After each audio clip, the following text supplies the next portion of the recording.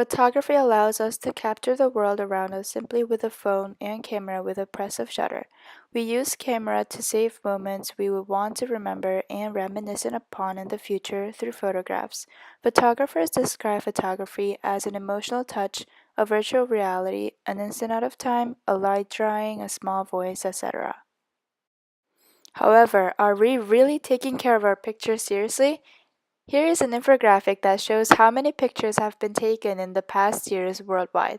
It is projected that the number of pictures taken will grow by 9% compared to 2016. And of course, this number will not go decreasing as there has been instantaneous technological development in camera devices each year. Although the number of photos is projected to grow exponentially, 3.2 trillion digital photos are expected to be tucked away on hard drives and other storage formats.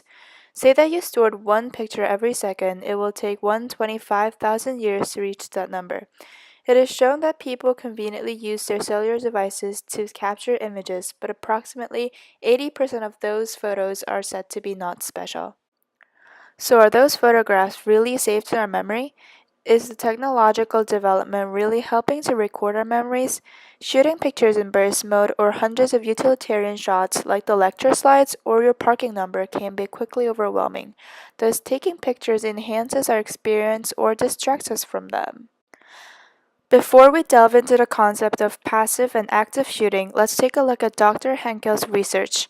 Dr. Henkel conducted a psychological experiment asking half of the participants to take photos of the half of the objects in the museum and the other half to only observe them. Then she investigated which group had a higher memorization rate.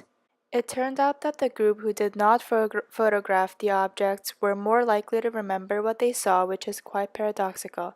Furthermore, several researchers have concluded that people intentionally forget information that is decided not to be stored in mind, and Dr. Henkel theorized that taking pictures are likely to trigger people to forget them.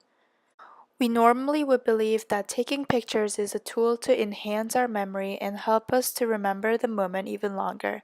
However, as the experiment has proven, there must be a connection between brain functioning and visual information interpretation that may improve or distract one's memorization ability. We would call it a passive shooting and an active shooting. In simple words, passive shooting is when you take pictures but effortlessly or without thinking about it. You spontaneously take pictures of random objects in daily life, such as a beautiful sunset scenery or a shiny decorations in the street. However, when too many pictures are taken, it is more likely to fail to be stored in your memory, and this is what Dr. Henkel calls a photo impairment effect.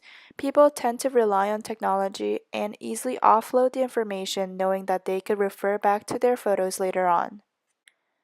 The passive shooting occurs because of the shift of the role of photography over generations. In the past days, photography was a way to commemorate special events.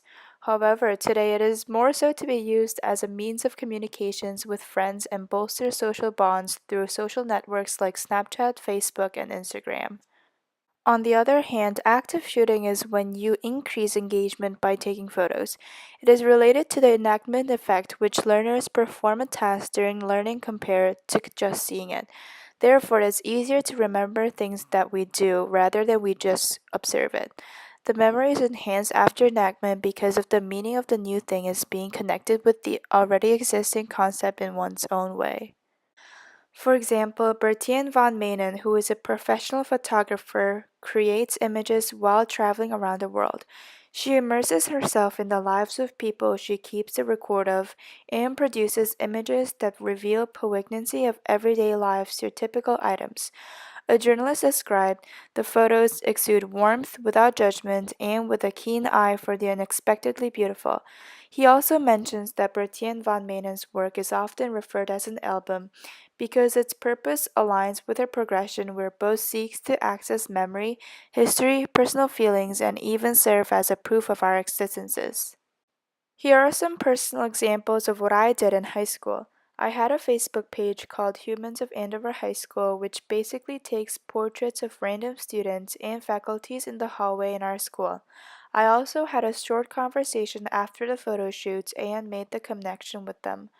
I was able to get to know more people from our school, and I still remember all of my interviewees even until now. This can be my experience of actively engaging in photography. The concept is analogical to the steady habit formation. If anyone has taken Dr. Losa's chemistry class, she refers to the Bloom's taxonomy before starting the lecture. Instead of passively listening to her lecture, she always encourages students to remember, understand, and apply concepts to new situations to soak all the study materials into our own. In that sense, it is much long-lasting to remember a concept by using mnemonics. For example, fat cat refers to electron flow from anode to cathode, or Leo the lion GERS, loss of electrons, oxidation, gain of electron is reduction. The brain represents nothing about what we photograph. Regardless of the amount of photos stored in your album or videos, they don't always exist in your own memory. Instead of storing the overflowing amount of pictures in your folder, try organize and recreate them in your own way to have longer memory effects. Photo serves as a perfect retrieval cues to pull out from your deep memory, whether it was a fraction of a second or a significant life event.